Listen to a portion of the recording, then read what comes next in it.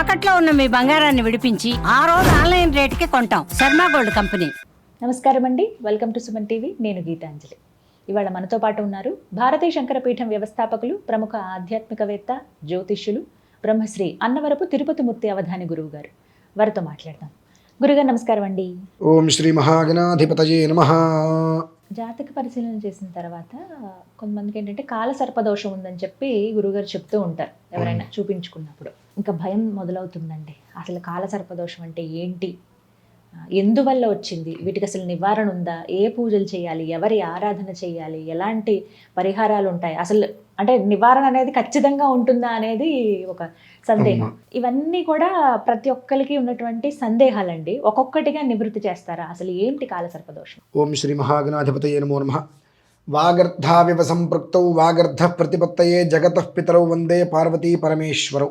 కాలసర్పదోషం గత జన్మ కర్మ ప్రారబ్ధవశాత్తు మనం అనుభవిస్తాము.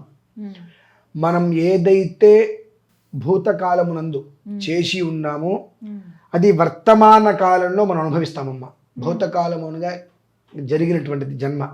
అందులో మనం చేసినటువంటి సుకృతం ఏదైతే ఉంటుందో, దుష్కృతం ఏదైతే ఉంటుందో దాని యొక్క కర్మ ప్రారబ్ధ వశం ఈ జన్మలో మనం అనుభవిస్తాం. ఇది మొత్తము కూడా 14 విధానాలను అనుసరించి ఉంటుంది కాలసర్పదోషం. 14. మనిషికి కొంతమందికి సోరియాసిస్ వస్తుంటుంది, ఒంటి మీద ఉన్నట్టుండి, అప్పటి వరకు బాగానే ఉంటారు. అలాగే కొంత చర్మ వ్యాధులు రకరకాలుగా వస్తుంటాయి. కళ్ళు ఉన్నట్టుండి మసక మారిపోవటాలు, తల లాగటాలు, ఇలా శరీరంలో కొన్ని రకాలంటే చెప్పుకోలేని బాధలు కూడా కొన్ని వస్తూ ఉంటాయి. ఇటువంటివన్నీ కూడా కాలసర్ప ప్రభావశాత్తు జరుగుతుంటాయి అమ్మా. మనిషికి 18-24 సంవత్సరాలు దాటిన తర్వాత నుంచి దాని యొక్క ప్రభావం ఎక్కువగా ఉంటుంటుంది. చిన్న వయసులో ఒక విధానంగా ఉంటే పెరుగుతున్న కొద్దీ అది విధానం పెరుగుతుంటుంది. ఎందువలన అంటే ఇది నక్షత్రాలు బట్టి కూడా ఉండొచ్చమ్మా. అంటే నక్షత్రాలను అనుసరించి అని కాదమ్మా, ప్రత్యేకంగా జన్మించినప్పుడు రాహు కేతువుల మధ్యలో మిగిలిన 7 గ్రహాలు ఇరుక్కుపోతాయి. ఇది శుక్లపక్ష రీతి, కృష్ణపక్ష రీతి రెండూ ఉంటాయి. కర్మ ప్రార్థం అందులో కూడా దరిద్రం ఏంటంటే 2 పక్షాలకి మధ్యస్థంగా కూడా కొంతమంది ఇరుక్కుపోతారు. ఎంత ప్రారంధమో అది. జన్మాంతము పనిచేస్తూనే ఉంటారు. అంటే ట్రెడ్మిల్ మీద ఉన్నటువంటి వాడు ఎంతకాలం నడిచినా అక్కడే ఉన్నట్టుగా, ఎంత కష్టపడ్డా ఫలితం శూన్యం. ఆయాసం ఎక్కువ ఉంటుంది. ప్రతి చిన్నదానికి ఊరికే అలసిపోతూ ఉంటారు. విపరీతమైన ఆవేశం, ముసలు కొట్టినట్టుగా మాట్లాడుతున్నారు అంటూ ఉంటారు కదా. ప్రతిదానికి విపరీతంగా ఆవేశం. నా అంతటి వాడు లేడు అనుకుంటూ ఉంటారు. తీరా విషయానికి వస్తే మూల కూర్చుంటాడు. తిండి సరిగ్గా తినలేడు. రక్తహీనత ఏర్పడుతుంది. చర్మంలో రకరకాల మచ్చలు వస్తూ ఉంటాయి. ఎందుకు వచ్చిందో అర్థం కాదు. కొన్ని మెడిసిన్స్ వాడతారు, అవి ఏం పనిచేయవు. మనిషి ఇలా దిట్టంగా ఉన్న మనిషి కూడా డొల్లగా అయిపోతుంటాడు. మనిషి తన పని కూడా తను చేసుకోలేని స్థితి. ఒక్కొక్కసారి 2 మనుషులు మోయగలుగుతాడు, మరొక్కసారి 1 గ్లాసు నీళ్ళు తను మోయలేకపోతుంటాడు. ఇలా 14 విధానాలను అనుసరించి కాలసర్పదోషం ఉంటుందమ్మా.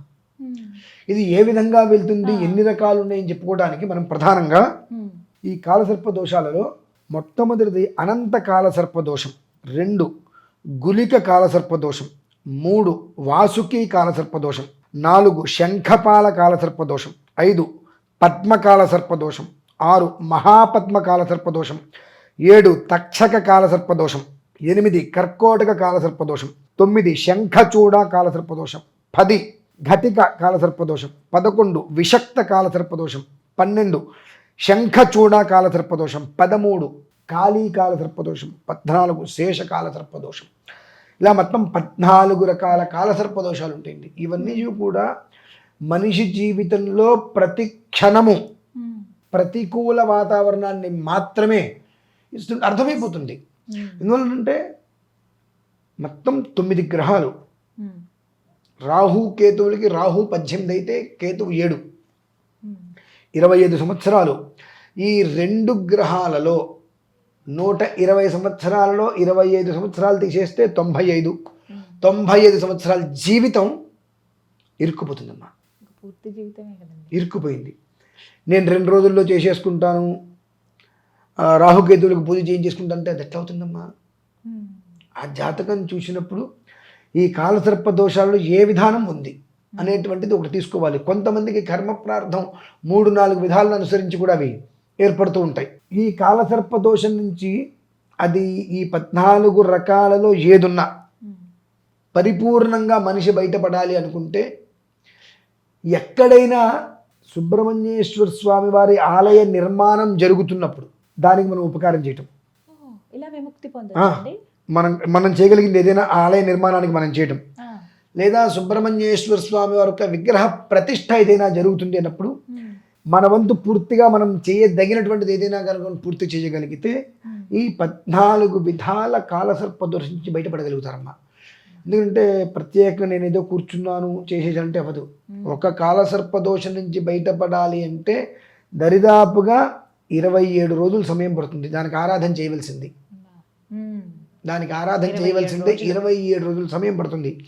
నేను ఒక కూర్చు రాహుకేతులు పూజ చేసేసానని అంటే తత్కాలం దీర్ఘకాలం. నీకు ఆ తత్కాలానికి నువ్వు చేయించుకున్నా కాబట్టి నీకు ఆ శాంతిగా కనిపించేస్తుంది. కానీ దీర్ఘకాలానికి ఎక్కడికి పోతుంది? 95 సంవత్సరాల జీవితం 25 సంవత్సరాల మధ్యలో ఇరుక్కుపోయింది. దాని నుంచి బయటికి పడాలంటే అంత తేలికైన విషయం కాదు కదండి. అందుకే ప్రధానంగా సుబ్రహ్మణ్యేశ్వర స్వామి వారికి ఆయన సర్పరూపంలో ఉంటారు కనుక ఆయనకి ఎక్కడైనా ఆరాధనలు జరుగుతున్నాయి, ఆయన దేవాలయ నిర్మాణం జరుగుతుంది, ఆయన ప్రతిష్ట జరుగుతుంది అనేటువంటి పరిధులు ఏవైనా ఉన్నాయంటే అక్కడ వాళ్ళు వెళ్ళి పూర్తిగా సేవ చేసుకొని దాని తగ్గ విధానాన్ని అనుసరించుకుంటే అందులోంచి బయటపడతారన్న. అయితే ఇప్పుడు రీసెంట్గా అయితే మన సుబ్రహ్మణ్యేశ్వర స్వామి ఆలయం విజయవాడ గురించి చెప్పాం కదా, తప్పుడు చెప్పుకున్నాం. సుబ్బరాజకొండ అంటే ఇది మామూలుగా నామాల కొండ అని దానికి పేరు.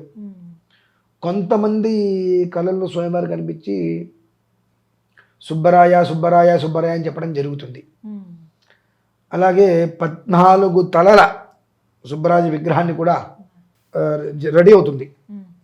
రేపు 5, 6, 7 తారీఖులలో ఈ చవితి పంచమి షష్ఠి అమ్మ తారీఖులలో స్వామివారి యొక్క కొండకి సుబ్బరాయ కొండగా సార్థక నామకరణం జరుగుతుంది స్వామివారికి. ఆ నామకరణం జరిగేటువంటి సమయంలో రాత్రిత్రయం అంటే 3 రోజులు ఉత్సవం జరుగుతుంది అక్కడ స్వామివారికి. చవితి రోజు నాడు, పంచమి రోజు నాడు, షష్ఠి రోజు నాడు. చవితి అంటే మనకు మామూలుగా కూడా ధర్మశ్చతుష్పాత్, చవితి అంటే 4. జ్యోతిష్యంలో 4వ స్థానం మాతృస్థానం, 4వ స్థానం మాతృస్థానం. 5వది పంచమి, 5 అంటే పుత్రస్థానం, 6వది అంటే శత్రుస్థానం. పూర్తిగా మనకు ఏ రకంగా ఈ యొక్క కాలసర్ప దోషాల నడుమ, సర్పదోషాల నడుమ మనం శత్రువుల ద్వారా అనేక రకాల మానసిక శారీరక హింసలు అనుభవిస్తున్నామో అందులోంచి బయటపడిపోతారు. పంచమైనటువంటి పుత్రుని సంతానాన్ని ఇవ్వగలుగుతుంది. 4 మాతృత్వం సిద్ధి. ఈ 3 యోగాలను అందులో దృష్టిలో ఉంచుకొని ఈ సార్థక నామకరణంగా సుబ్బరాయ కొండగా దానికి నామకరణం కూడా జరుగుతుంది. కాబట్టి ఆ విశేష సమయంలో ఇప్పుడు మనం చెప్పినటువంటి ఎంతమంది అయితే కనుక ప్రతి పని యందు కూడా ప్రతికూల వాతావరణము చాలా ఎక్కువగా ఉంటూ ఏం చెయ్యాలో అర్థం కాక ఎంత ప్రయత్నం చేస్తున్నప్పటికీ కూడా అడుగు ముందుకు వేయలేక ఏంటి భగవంతుడా నాకు ఒక జీవితానికి దారి తెన్ను లేదా అనేటువంటి స్థితి ఏ మనిషికి ఉన్నా ఆ 3 రోజులలో 3 రోజులు ఉంటే మంచిది. 3 రోజులలో ఒక రోజు, 3వ రోజు అయితే కనుక షష్ఠి రోజు నాడు మొదటి 2 రోజులు ఆ 14 తలల స్వామివారికి కొన్ని ఆరాధనలు చేసి 3వ రోజు నాడు కొన్ని విశేషమైనటువంటి సుగంధ పరిమళ ద్రవ్యాలతో మూలికలతో అభిషేకం చేసి ఆ జలాన్ని అందరికి సంప్రోక్షణగా ఇచ్చి ఆ తీర్థప్రసాదంగా జలాన్ని ఇవ్వడం కూడా. అంటే ఒక రకంగా అక్కడ ఆ స్వామివారి సన్నిధిలో స్నానం చేయడానికి సిద్ధపడి ఉండాలి. అవభృత స్నానము అంటారమ్మా. ఆ నెత్తి మీద స్వామివారి అభిషేకం చేసినటువంటి ఆ ఒక్క జలం అవభృత స్నానంగా నెత్తి మీద ఎప్పుడైతే బ్రహ్మరంధ్రం మీద ఇక్కడ పడుతుందో ఆ క్షణంలో శరీరంలోంచి ఏదో ఒకటి విస్ఫోటనలాగా బయటికి వచ్చేసి ఇట్లా ఒళ్ళు విదిలించినట్టుగా వస్తుంది మా మనుషులకి, అక్కడ ఉన్న వాళ్ళకి. దాంతో మానసికంగా ఎన్నో రకాల ప్రయత్నాలు చేసి విఫల ప్రయత్నమైనటువంటి ప్రతి ఒక్క మనిషికి కూడా ఆ కొండ దిగేటప్పటికీ శుభయోగం కలుగుతుందమ్మా. అంత యోగవంతమైన జీవితం ఈ 3 రోజుల్లో రాబోతుంది కనుక ఉపయోగం అది అవసరం ప్రతి మనిషికి. అది విషయం. చక్కటి ఎవరైనా ఒక సందేశం తెలిసిందండి అందరికీ.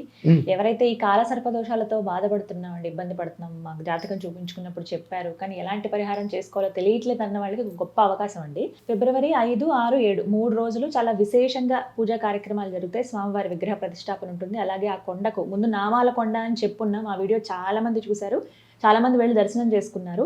ఇప్పుడు ఇంకొక అద్భుతమైన అవకాశం అండి. ఎవరైతే కాలసర్పదోషంతో ఇబ్బంది పడుతున్నారో స్వామి సేవకై ఏదన్నా మేము కార్యం చేయాలనుకుంటున్నామండి, అవి డొనేషన్లో కావచ్చు, వస్తు రూపేణా చాలా మంది ఇవ్వడానికి ముందుకు వస్తున్నారండి. అలా ఇచ్చినా సరే అక్కడ ఏమైనా షెడ్ ఏర్పాటు చేయడానికి, గుడి నిర్మాణంలో ఏమైనా సహాయమైనా మనం అంతగా అందిద్దాం. ఎందుకంటే మన స్వామిని మనం కాపాడుకోవాలి. చాలా అద్భుతమైన మహిమాన్వితమైన క్షేత్రం. స్వామి అక్కడ ఉన్నారు, ఆ ప్రాంతంలో తిరుగుతున్నారు అనడానికి ఎన్నో నిదర్శనాలు కూడా చాలా మంది భక్తులు స్వయంగా చూసి చెప్పినవి ఇవన్నీ. గురుగారు వారు కూడా స్వయంగా అనుభూతి చెందారు. మరి ఆ 3 రోజుల్లో వెళ్ళే వీలుంటే ఖచ్చితంగా వెళ్ళండి, స్వామి దర్శనం చేసుకోండి. ఇంకొక శుభవార్త కూడా గురుగారు చెప్పండి.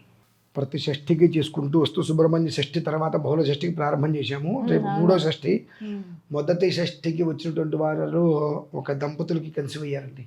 అబ్బా, ఇంకా 3వది రాకుండానే ఎన్నేళ్లకండి? వాళ్ళకి 6 ఏళ్ళు 7 ఏళ్ళేదండి పెళ్ళి. 6-7 సంవత్సరాలు అయింది. మొదటి నెల వచ్చారు, 2వ నెల ఏదో చిన్న ఆటంకం వచ్చి రాలేకపోయారు. ఈ నెలకి నిన్న రాత్రి మొన్న రాత్రి ఫోన్ చేసి స్వామివారి అనుగ్రహం వల్ల కన్సీవ్ అయ్యామండి అని చెప్పి చెప్పుకుంటే చాలా సంతోషం అనిపించింది. అంటే 100 మందికి అక్కడ సంతాన భాగ్యాన్ని కల్పించాడు. అంటే ఆ 100 మంది ఎవరెవరికి తెలియదు, కానీ ఇప్పుడు వీళ్ళు తెలుసు. ఇప్పుడు వచ్చిన వాళ్ళకి 3వ నెల కల్లా అందటం అనేటువంటిది కూడా వాళ్ళకి ప్రత్యక్షంగా తెలుసు. అది చాలా సంతోషం, తృప్తిగా అనిపించింది మనకైతే ఆ మాట వింటే. ఇంకా హ్యాపీ కదండి, ఆనందం అనిపిస్తుంది. స్వామి అనుగ్రహం అది. ఇంకా ఎన్నో మహిమలు చూపిస్తారు ఆయన. మనం నిరంతరం పూజలు అవి చేస్తూ ఉండాలి అంతే. సంతోషం గురుగారు, నమస్కారం.